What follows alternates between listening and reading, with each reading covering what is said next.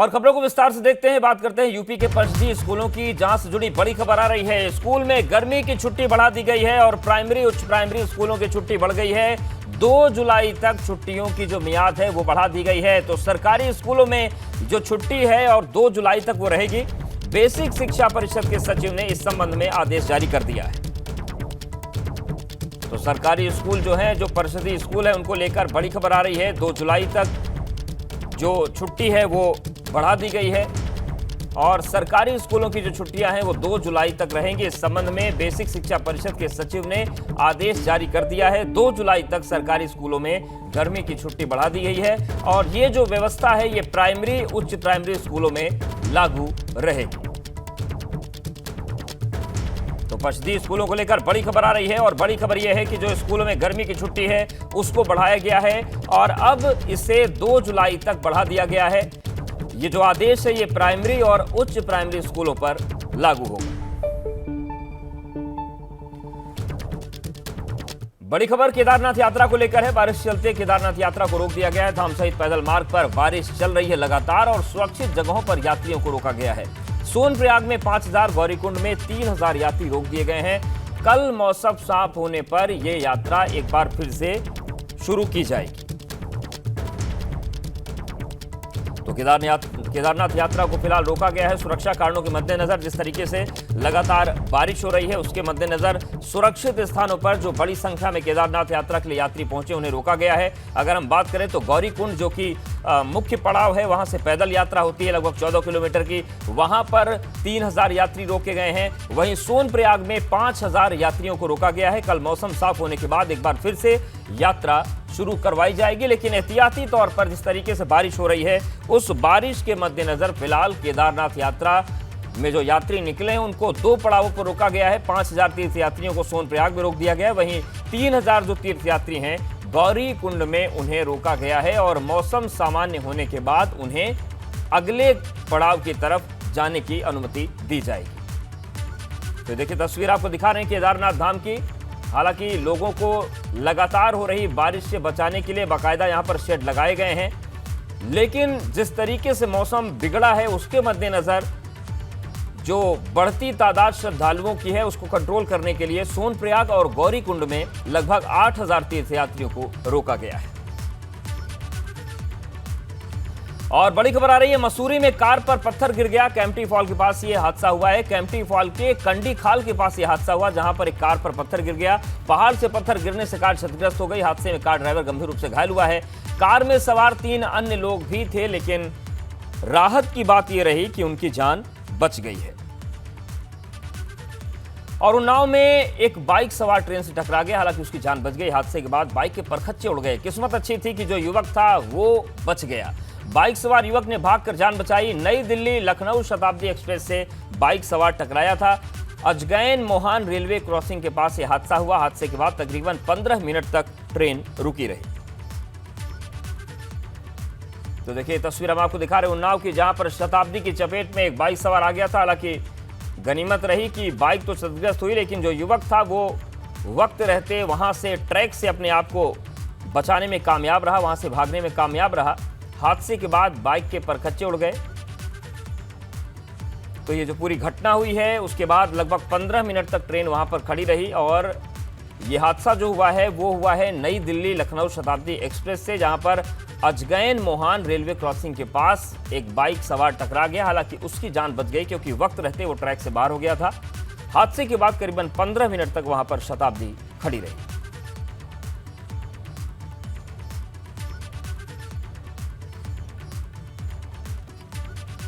बड़ी खबर सहारनपुर से है, जहां पर 2 ट्रकों के बीच जोरदार टक्कर हो गई। हादसे में 2 लोग गंभीर रूप से घायल हो गए। अस्पताल में उन्हें भर्ती कराया गया। हादसे में ट्रक का ड्राइवर और खलासी गंभीर रूप से घायल हो गए। दोनों घायल हरियाणा के सोनीपत के रहने वाले हैं। रामपुर थाना क्षेत्र के मनिहारान की ये पूरी घटना है। तो सहारनपुर में 2 ट्रकों के बीच जोरदार भिड़ंत हो गई। आप देखिए जो पिछला ट्रक है क्या हालत उसकी हुई है और इसी से आप अंदाजा लगा सकते हैं कि यह हादसा, ये टक्कर कितनी भयंकर थी। हादसे में 2 लोग गंभीर रूप से घायल हुए हैं। हादसे में ट्रक ड्राइवर और खलासी जो है वो गंभीर रूप से घायल हुए हैं। दोनों घायल हरियाणा के सोनीपत के रहने वाले हैं। रामपुर थाना क्षेत्र के मनिहारान की ये पूरी घटना है। तो बारिश के सीजन में सड़क हादसों की संख्या बढ़ जाती है और देखिए उसका सिलसिला शुरू भी हो चुका है। ये तस्वीर सहारनपुर से सामने आई है। गाजीपुर माफिया मुख्तार अंसारी का शूटर अमित राय गिरफ्तार कर लिया गया। समर्थन में 150 से 200 की संख्या में लोग थाने पर पहुंच गए और हमला बोल दिया। शूटर अमित राय को छोड़ने की मांग को लेकर बवाल हो गया। पुलिस ने हंगामा कर रहे लोगों पर लाठीचार्ज किया। मामले में 7 नामजद और 150 अज्ञात लोगों के खिलाफ केस दर्ज किया गया है। मामले में गिरफ्तार करके 5 लोग जेल भेजे गए हैं। तो आप अंदाजा लगाइए कि हिमाकत कितनी बड़ी है कि गाजीपुर में माफिया मुख्तार अंसारी के शूटर अमित राय को गिरफ्तार किया गया तो 200 लोग थाने पहुंच गए। वहां पर उन्होंने हमला बोल दिया, हंगामा करने लगे। हालांकि पुलिस ने इस पूरे हालात को संभाला। शूटर अमित राय को छोड़ने की मांग पर जो बवाल हुआ था उसमें 7 लोग नामजद मामले उन पर दर्ज किए गए हैं और 150 अज्ञात के खिलाफ केस दर्ज किया गया है। एक यहाँ का नामी ग्रामी बदमाश था अमित राय, उसको गिरफ्तार किया गया था। उसकी गिरफ्तारी के विरोध में उसके गांव के लोगों, विशेष रूप से क्योंकि अमित राय के पिताजी प्रधान भी हैं, गांव के लोगों को उकसा के थाने पे भीड़ लाए थे तथा उसको छुड़ाने का प्रयास किया था पुलिस से। उस परिप्रेक्ष्य में एक मुकदमा पंजीकृत किया गया था। उस मामले में आज 5 लोगों को गिरफ्तार करके जेल भेजा जा रहा है। बाकी लोगों को भी गिरफ्तार किया जाएगा। जो भी कानून अपने हाथ में लेने का प्रयास करेंगे, ये सीधा संदेश है ऐसे लोगों को जो अपने आप को कानून से ऊपर समझते हैं, उनके विरुद्ध कठोरतम कार्रवाई की जाएगी। बड़ी खबर बुलंदशहर से, जहां पर बुजुर्ग हत्याकांड का खुलासा हुआ है। संपत्ति के लालच में बेटे ने पिता की हत्या की सुपारी दी थी और पुलिस ने हत्या के 2 आरोपियों को गिरफ्तार किया है। पुलिस ने दिल्ली निवासी अभिषेक और बेटे नरेंद्र को दबोच लिया है। तो बुलंदशहर से परेशान करने वाला और हैरान करने वाला मामला सामने आया है, जहां पर बुजुर्ग की जब हत्या के कांड का खुलासा हुआ तो हैरान करने वाली बात यह सामने आई कि बेटे ने ही पिता की हत्या की सुपारी दी थी। पुलिस ने हत्या के 2 आरोपियों को गिरफ्तार किया है। पुलिस ने दिल्ली निवासी अभिषेक और बेटे नरेंद्र को दबोच लिया है और उनके पास से हथियार और कारतूस बरामद किए हैं।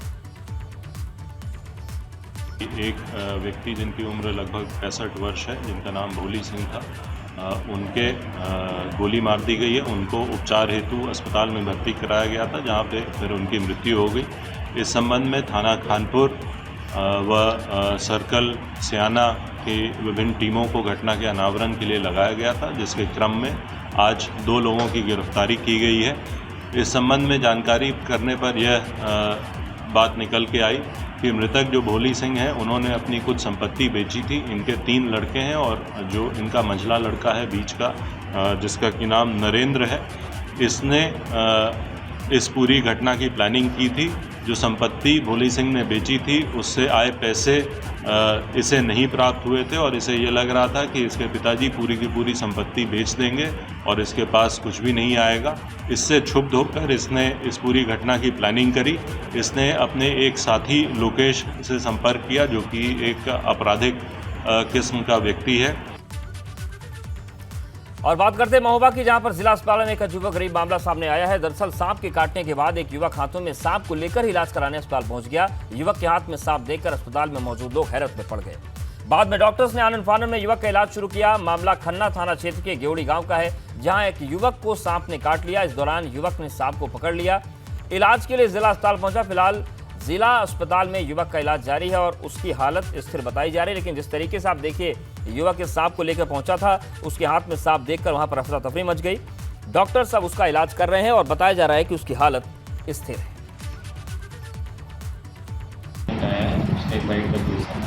और सांप भी साथ मिलाए हैं, मरा हुआ सांप था। देखने पता चला सांप काफ़ी जहरीला के सांप है और पेशेंट का ट्रीटमेंट शुरू कर दिया गया है। पेशेंट की हालत फिलहाल स्थिर है, लेकिन ऐसी स्थिति में हमें वेट एंड वॉच करनी है। सीएम योगी आदित्यनाथ ने नोएडा में करोड़ों की विकास परियोजनाओं का शिलान्यास और लोकार्पण किया। इस दौरान मुख्यमंत्री ने जनसभा को संबोधित किया। मुख्यमंत्री ने कहा कि पीएम मोदी के नेतृत्व में देश का लगातार विकास हो रहा है और देश आगे बढ़ रहा है। इस दौरान सीएम योगी ने केंद्र सरकार की 9 साल की उपलब्धियां भी गिनाई। जिस सकारात्मक सोच के साथ प्रधानमंत्री मोदी जी ने विगत 9 वर्षों के अंदर अथक परिश्रम करके, कठिन परिश्रम करके अपने विजनरी लीडरशिप में देश को एक नई दिशा दी है। हर एक क्षेत्र में आपने 21 जून को विश्व योग दिवस के रूप में मनाया, दुनिया के 180 देशों ने योग दिवस के साथ जुड़ करके भारत की ऋषि परंपरा के प्रति कृतज्ञता ज्ञापित की। विकास इंफ्रास्ट्रक्चर किस रूप में यहां पर सुदृढ़ हुआ है। पहले लोग दिल्ली में रहते थे, नोएडा, ग्रेटर नोएडा आने में संकोच करते थे क्योंकि वहां का इंफ्रास्ट्रक्चर अच्छा था, वहां की सुविधाएं अच्छी थी। यहां खराब था, यहां के बारे में लोगों की धारणाएं खराब थी। लेकिन आज बदल चुकी स्थितियां 6 वर्ष के अंदर ही एक सामूहिक प्रयास का परिणाम है कि आज गौतम बुद्ध नगर में दिल्ली से भी लोग आना चाहते हैं, देश से भी आना चाहते हैं, दुनिया से भी लोग आना चाहते हैं। पिछले दिनों हम आए थे, देश के बड़े डाटा सेंटर का हम लोगों ने यहां लोकार्पण किया था और आज देश के एक बड़े रोबोटिक्स सेंटर का भी उद्घाटन यहां पे इसके बाद कार्यक्रम में होने जा रहा है। भाइयों बहनों, सत्र के पहले मैं सोच रहा था, मेरे लगातार पिछले कुछ दिनों में कार्यक्रम थे। मैं बलरामपुर जिले में जो एस्पिरेशनल जिला है वहां गया था। अभी 3 दिन पहले बलरामपुर, अंबेडकर नगर, बलिया, गोरखपुर, इन जनपदों में मैं गया था। बड़ी गर्मी थी, लेकिन जब मैं पश्चिमी उत्तर प्रदेश की तरफ आ रहा था तो मुझे लगा कि वहां भी इतनी भीषण गर्मी होगी। लेकिन आज देखिए मौसम की कितनी बड़ी कृपा, जैसे माफिया उत्तर प्रदेश में ठंडे हो गए वैसे मौसम भी ठंडा हो गया है। मुझे सुबह बताया गया, मैं रात्रि को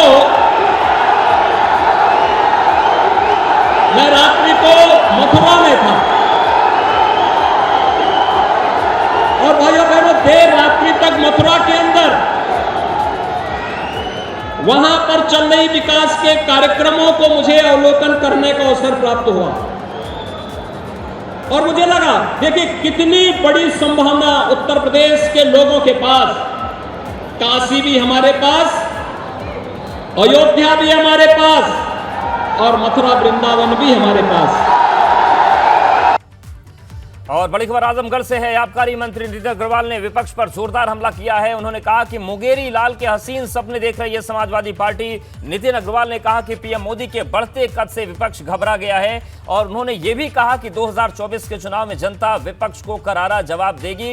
यूपी में समाजवादी पार्टी को 5 सीटें मिलना भी मुश्किल है। तो आबकारी मंत्री नितिन अग्रवाल ने विपक्ष पर निशाना साधा है। उन्होंने कहा कि व्यापारियों के लिए लगातार सरकार काम कर रही है और जनहित में जिस तरीके से काम सरकार ने किए उसके बाद जो जनता है वो विपक्ष को करारा जवाब 2024 में देगी। तो आजमगढ़ पहुंचे थे और इस दौरान आबकारी मंत्री नितिन अग्रवाल ने ये बातें कही। लोकतंत्र में सम्मान करते हैं जनादेश का।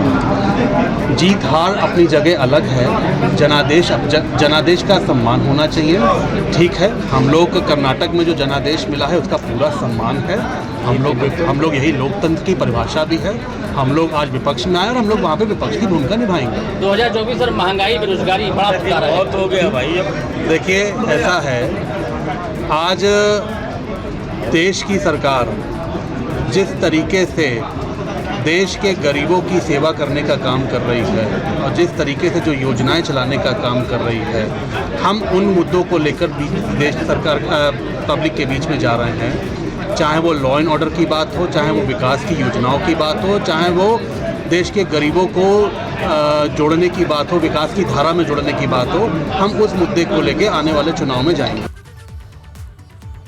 बड़ी खबर जालौन से भी है, जहां पर अल्पसंख्यक कल्याण मंत्री दानिश आजाद का बड़ा बयान सामने आया है। भाजपा सरकार में अल्पसंख्यकों का लगातार विकास हो रहा है, ये उन्होंने कहा कि पटना में विपक्षी दलों की बैठक फ्लॉप साबित हुई है। निकाय चुनाव में भी भाजपा ने मुसलमानों का ख्याल रखा है। तो दानिश आजाद अंसारी जालौन पहुंचे थे और उस दौरान उन्होंने बातें कही हैं। उन्होंने कहा कि भाजपा सरकार में अल्पसंख्यकों का लगातार विकास हो रहा है। पटना में विपक्षी दलों की बैठक फ्लॉप साबित हुई है।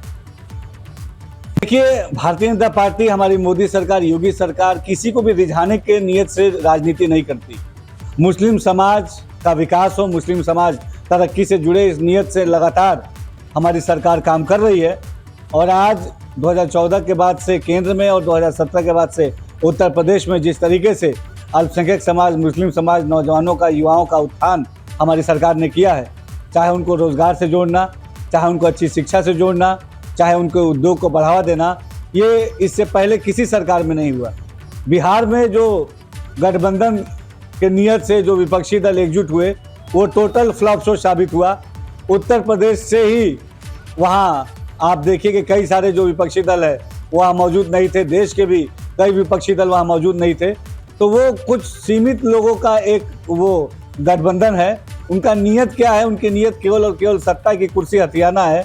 देश की प्रदेश की विकास से उन्हें कोई मतलब नहीं है, देश के और प्रदेश के जनता की सेवा से उन्हें कोई मतलब नहीं है, देश के उत्थान से उन्हें कोई मतलब नहीं है। उनका केवल मकसद है कि हमारे प्रधानमंत्री नरेंद्र मोदी जी जो गरीबों की, बेसहारों की, दलित की, पिछड़ों की, पासमानदा समाज की जो बात करते हैं, जो आवाज़ उठाते हैं, उस आवाज़ को दबाने के मकसद से ये गठबंधन तैयार हो रहा है। बात करते हैं उत्तराखंड की, जहां पर मानसून की पहली बारिश के साथ ही नदी नालों ने विकराल रूप धारण करना शुरू कर दिया है। श्रीनगर गढ़वाल में जोरदार बारिश होने की वजह से अलकनंदा नदी का जलस्तर लगातार बढ़ता जा रहा है। ऐसे यहां पर नमामि गंगे के तहत बड़े घाट डूब गए हैं। साथ ही श्रीनगर गढ़वाल के मुख्य बाजार में भी पानी भर गया है। इससे आम जनजीवन अस्त व्यस्त हो चुका है। तो ये तस्वीर देखिए, हम आपको दिखा रहे हैं। ये तस्वीरें हैं श्रीनगर गढ़वाल की, जहां पर बारिश इतनी जबरदस्त हुई कि घरों में पानी चला गया है। श्रीनगर गढ़वाल में जोरदार बारिश होने की वजह से अलकनंदा का जलस्तर बढ़ रहा है। उधर बड़कोट में जोरदार बारिश के बाद हाईवे पर बारिश का पानी आ गया। बारिश के बाद हाईवे पर पहाड़ों का मलबा भी आ गया। पहाड़ों पर भूस्खलन से वाहनों की आवाजाही पर रोक लगा दी गई है। यमुनोत्री में NH94 ओरछा बैंड के पास आवागमन बाधित हो गया है और नदी किनारे रहने वाले लोगों के बीच दहशत का माहौल बना हुआ है। आपदा विभाग को अलर्ट पर रहने के लिए डीएम ने निर्देश दिए हैं। हालात को देखते हुए देखिए तस्वीर आपको दिखा रहे हैं बड़कोट की, जहां पर मलबा जो है हाईवे पर आ चुका है, आवागमन बाधित हो रहा है। हालांकि डीएम ने संबंधित विभागों को अलर्ट रहने के निर्देश जारी किए हैं।